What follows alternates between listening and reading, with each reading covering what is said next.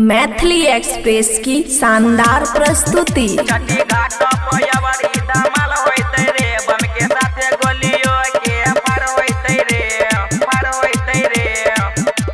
खुशी recording studio बलुआहा।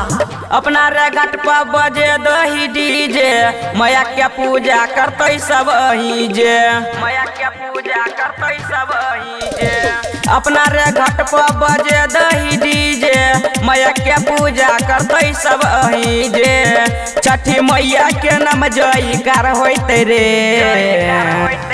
छठी घाट पर बड़ी धमाल होते रे, बम के साथे गोलियों के अफर होते रे। छठी घाट पर बड़ी धमाल होते रे, बम के साथे गोलियों के अफर होते रे। छठी घाट पर बड़ी धमाल होते रे, बम के साथे गोलियों के अफर होते रे। खुशी रिकॉर्डिंग स्टूडियो बलुआहा। अपना रे घाट पर लगेबे मरकरी, हंसी खुशी से जलेबे फूलझड़ी, हंसी खुशी से जलेबे फूलझड़ी। अपना रे घाट पर लगेबे मरकरी, हंसी खुशी से जलेबे फूलझड़ी। बीच में बोले वाला के बुरा हाल होते रे। छठी घाट पर बड़ी धमाल होते रे, बम के साथ गोलियों के अफर होते रे। छठी घाट पर बड़ी धमाल होते रे, बम के साथ गोलियों के अफर होते रे।